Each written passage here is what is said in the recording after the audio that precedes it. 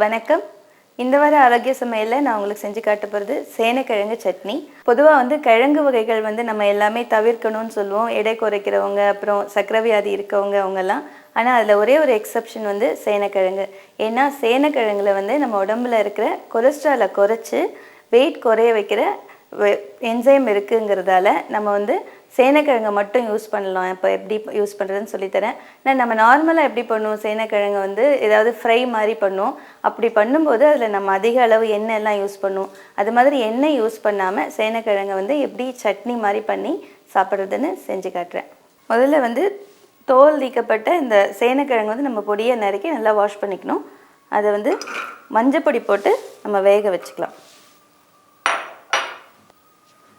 தேவையான அளவு தண்ணி,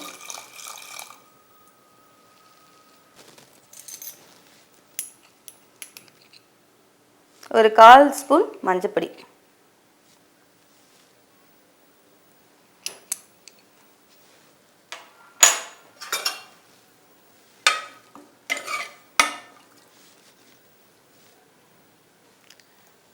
இது வந்து நம்ம குக்கர்லேயே ஒரே ஒரு விசில் வச்சுக்கலாம். நார்மலாகவும் வேக வைக்கலாம், ஆனால் குக்கர்லன்னா சீக்கிரம் உங்களுக்கு வெந்துடும். ஒரே ஒரு விசில் வந்து வச்சிடணும். இது வெந்ததும் நம்ம வந்து இதை ஆற வச்சுட்டு நம்ம நார்மலாக தொகையில் அரைக்கிற மாதிரி உளுந்து அந்த கருவேப்பிலெல்லாம் அதெல்லாம் வதக்கிட்டு சேர்த்து சட்னி பண்ண போகிறோம். இந்த கிழங்கு வேகிறதுக்குள்ளே நம்ம சட்னிக்கு தேவையான மற்ற பொருட்களை வதக்கிக்கலாம். 1 ஸ்பூன் எண்ணெய், இதுக்கு வந்து நான் கட்டி பெருங்காயம் யூஸ் பண்ணுறேன். ஏன்னா வந்து சட்னிக்கு எப்போவுமே கட்டி பெருங்காயம் போட்டால் உங்களுக்கு வந்து டேஸ்ட் நல்லாயிருக்கும். இது கொஞ்சம் நல்லா பொரியட்டும். காரத்துக்கு வந்து காஞ்ச மிளகாய் ஒரு 4 காஞ்ச மிளகாய் யூஸ் பண்ணுறேன்.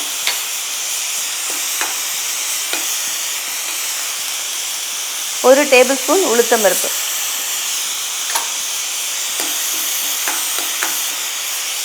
இதோட வந்து கொஞ்சம் கருவேப்பிலை.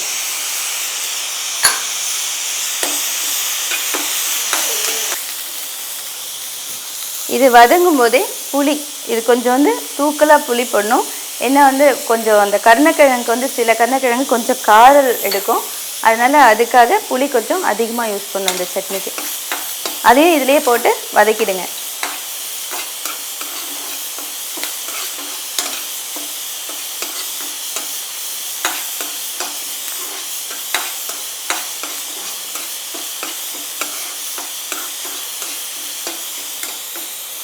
இது வதங்கிடுச்சுனால இதை ஆஃப் பண்ணிடலாம். இப்போ இது வெந்ததும் இதை ஆற வச்சு ரெண்டையும் ஒன்றா கலந்து உப்பு சேர்த்து சட்னி அரைக்கணும். விசில் வந்துச்சு, ஆஃப் பண்ணிடலாம். எப்போவுமே வந்து இந்த மாதிரி சட்னி பண்ணுறது, தொகையல் பண்ணுற மாதிரி எந்த ரெசிபி பண்ணாலும் நம்ம வந்து சமையலில் வந்து நிறைய கருவேப்பிலை, கொத்தமல்லி இதெல்லாம் வந்து யூஸ் பண்ணிக்கணும். அதுவும் முக்கியமாக இது வந்து நம்ம ரொம்பலாம் குக் பண்ணல, கொஞ்சம் தான் வதக்கியிருக்கோம். அப்படி பண்ணும்போது உங்களுக்கு அதில் இருக்க சத்துக்கள் வந்து முழுசாக உடம்புக்கு கிடைக்கும். அதுவும் இல்லாமல் இந்த கருணக்கிழங்கு பார்த்திங்கன்னா, இப்போ மற்ற கிழங்குகள் எடுத்திங்கன்னா உருளைக்கிழங்கு, சேப்பங்கிழங்கு, வாழைக்காய்லாம் வந்து மெயினாக ஸ்டார்ச் மட்டும்தான் இருக்குது. மற்றபடி பெரிய பெனிஃபிட் எதுவும் கிடையாது. ஆனால் கருணக்கிழங்குல இருக்கிற ஒரு என்சைம் வந்து அது நம்ம ரத்தத்தில் இருக்க கொலஸ்ட்ராலை குறைச்சி எளிதாக வந்து வெயிட் குறைய வைக்கிற கெப்பாசிட்டி இருக்குது. அதனால் கருணக்கிழங்கு வந்து வாரத்தில் ஒரு நாள் நம்ம சமையலில் சேர்த்துக்கலாம். ஆனால் வந்து நம்ம மேக்ஸிமம் எப்படி ஃப்ரை மாதிரி பண்ணுவோம். அப்போ அப்படி பண்ணும்போது நிறைய எண்ணெய் சேர்த்து செய்வோம். அப்போ அதோட பேசிக் குவாலிட்டியே வந்து உங்களுக்கு வீணாயிடுது. அது மாதிரி பண்ணாமல் இந்த மாதிரி கருணக்கிழங்கு சட்னி இல்லைன்னா கருணக்கிழங்கு வந்து மசியல் மாதிரி பண்ணலாம். இல்லை நீங்கள் வந்து சாம்பார், குழம்பு அதிலெல்லாம் கூட வந்து கருணக்கிழங்கு சேர்த்து சமைக்கலாம். ஆறிடுச்சு.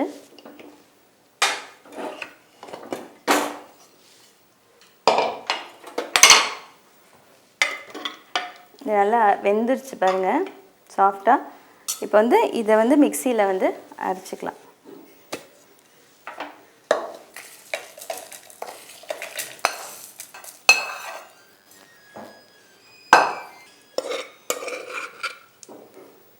இது வந்து இதோட ஆட் பண்ணிக்கணும்.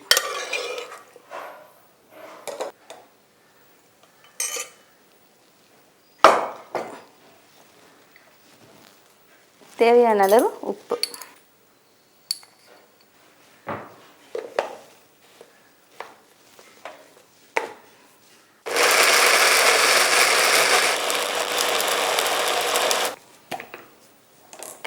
நல்லா அரைஞ்சிச்சு.